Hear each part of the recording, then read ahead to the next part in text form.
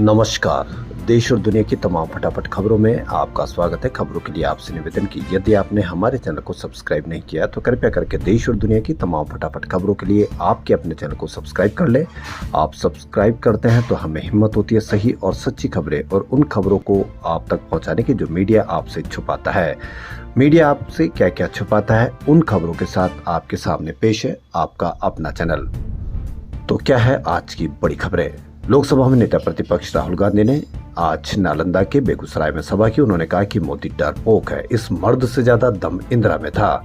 Modi ji Trump से डरते हैं 50 बार। अमेरिकी राष्ट्रपति ने बोला मैंने नरेंद्र मोदी को डराकर ऑपरेशन सिंदूर बंद कराया है। ट्रंप अलग अलग देशों में जाकर उनका अपमान कर रहे हैं। कहता है मैंने मोदी को झुका दिया। उनके मुंह से एक आवाज नहीं निकली। ऐसा आदमी बिहार में कभी विकास नहीं ला सकता। ट्रंप हमारी सेना के बारे में बोल रहा है, हमारी वायुसेना के बारे में बोल रहा है। मोदी जी चुप हैं।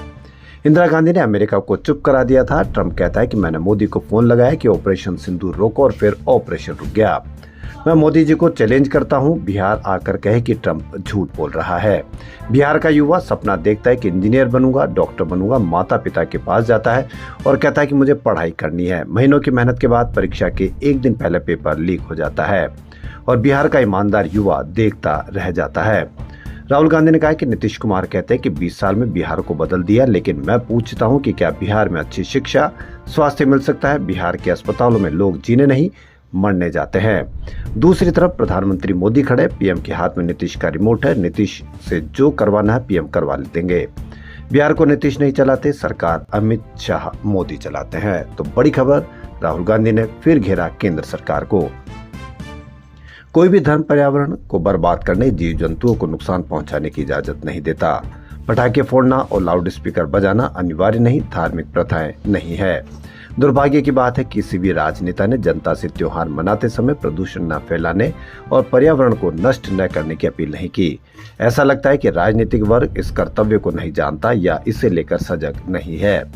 कुछ अपवाद छोड़ दिए जाए तो यही बात हमारे धर्म गुरुओं के बारे में भी सच है। यह बात सुप्रीम कोर्ट के रिटायर्ड जज जस्टिस अभय एस ओक ने 29 अक्टूबर को सुप्रीम कोर्ट बार एसोसिएशन की लेक्चर सीरीज के दौरान कही। वे clean air, climate justice and we together for a sustainable future विषय पर व्याख्यान दे रहे थे। गौरतलब है कि जस्टिस अभय ओक और जस्टिस नरसिम्हा की बेंच ने ही 2023 में दिल्ली एनसीआर में पटाखों से वायु प्रदूषण के मामले में सुनवाई की थी। उन्होंने दिल्ली समेत पूरे देश में पटाखों पर बैन को सख्ती से लागू करने का आदेश दिया था। मुंबई के पवी इलाके के राय स्टूडियो में गुरुवार को 17 बच्चों समेत 19 लोगों को बंधक बनाने वाला एनकाउंटर में मारा गया। पुलिस की कार्रवाई के दौरान फायरिंग में आरोपी रोहित आर्या को गोली लगी, जिसके बाद उसे गंभीर हालत में अस्पताल ले जाया गया, जहां उसकी मौत हो गई। पुलिस ने घटनास्थल से एक एयरगन और केमिकल भी मिला था। पुलिस के अनुसार आरोपी ने 100 से ज्यादा बच्चों को ऑडिशन के लिए बुलाया था। महाराष्ट्र सरकार से रोहित की नाराजगी की वजह थी। मीडिया रिपोर्ट्स के अनुसार रोहित ने दावा किया था कि मांझी शाला सुंदर शाला योजना का कॉन्सेप्ट उसी ने तैयार किया था, जिसे महाराष्ट्र सरकार ने 2022 में लागू किया था। रोहित ने आरोप लगाया था कि सरकार ने उसका आइडिया, स्क्रिप्ट और फिल्म के राइट्स तक इस्तेमाल किए, लेकिन उसे क्रेडिट नहीं दिया, न ही उसका पैसा मिला।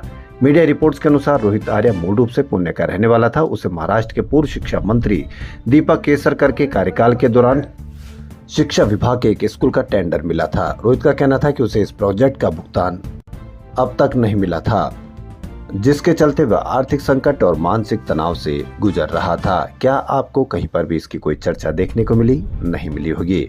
चुनाव आयोग के 12 राज्यों और केंद्र शासित प्रदेशों में वोटर लिस्ट के स्पेशल इंटेंसिव रिवीजन यानी एसआईआर की घोषणा के बाद पश्चिम बंगाल की सीएम ममता बनर्जी ने कहा कि हर असली वोटर को सुरक्षा मिलनी चाहिए। उन्होंने कहा कि लोकतंत्र में किसी तरह की फूट डालो राज करो की राजनीति नहीं होनी चाहिए।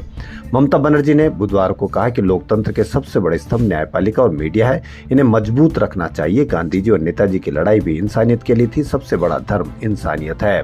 वहीं टीएमसी ने दावा किया कि एसआई प्रक्रिया और एनआरसी को लेकर 2 लोगों ने सुसाइड किया है। पार्टी महासचिव और सांसद अभिषेक बनर्जी ने दोनों लोगों की मौत के लिए केंद्र सरकार और चुनाव आयोग को जिम्मेदार ठहराया। Central board of secondary education यानी सीबीएसई ने 10वीं और 12वीं की बोर्ड परीक्षाओं की डेट शीट जारी कर दी है। दोनों क्लासेस की परीक्षाएं 17 फरवरी से शुरू होगी। 10वीं का पहला पेपर मैथ्स का होगा, जबकि 12वीं का पहला पेपर बायोटेक्नोलॉजी और शॉर्ट हैंड का होगा। इस साल करीब 42 लाख बच्चे सीबीएसई बोर्ड परीक्षा में शामिल हो सकते हैं। कक्षा 10वीं की दूसरी बोर्ड परीक्षा 15 मई से 1 जून तक हो सकती है।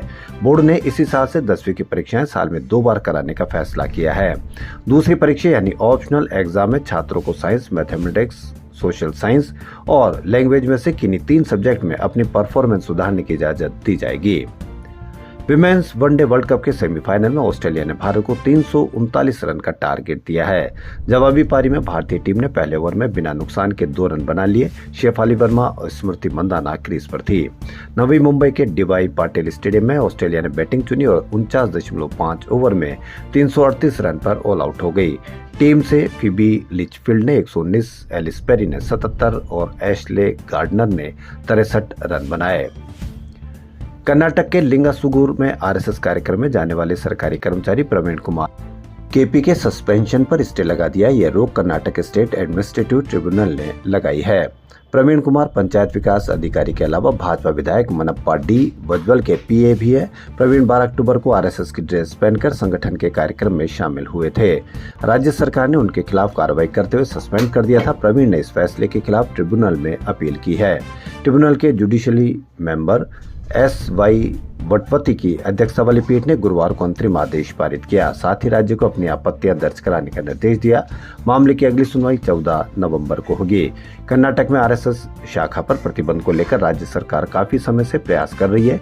हालांकि कर्नाटक हाईकोर्ट की धारवाड़ बेंच ने 28 अक्टूबर को राज्य सरकार के आदेश पर स्टे लगा दिया, जिसमें बिना परमिशन सरकारी जगहों पर आरएसएस की शाखा लगाने और 10 से ज्यादा लोगों के इकट्ठे होने पर रोक लगा दी गई थी। बिहार के चुनावी माहौल में आम आदमी पार्टी ने भी प्रचार अभियान शुरू कर दिया। पटना पहुंचे आम आदमी पार्टी के वरिष्ठ नेता और राज्यसभा सांसद संजय सिंह ने भाजपा और जेडीयू सरकार पर जमकर निशाना साधा। उन्होंने कहा कि अब बिहार की जनता को झूठी पार्टियों के झूठ से सावधान रहना है। संजय सिंह ने निशाना साधा कि भाजपा और जेडीयू की जोड़ी ने 20 सालों से बिहार को केवल ठगा है। उन्होंने कहा कि बीजेपी जेडीयू सरकार ने गरीबों से लेकर नौजवानों तक को सिर्फ वादे किया कुछ नहीं। छठी मैया ने खुद भाजपा का झूठा उजागर कर दिया है। दिल्ली में यमुना के किनारे नकली घाट बनाकर यूपी बिहार के लोगों की आस्था से मजाक उड़ाया गया।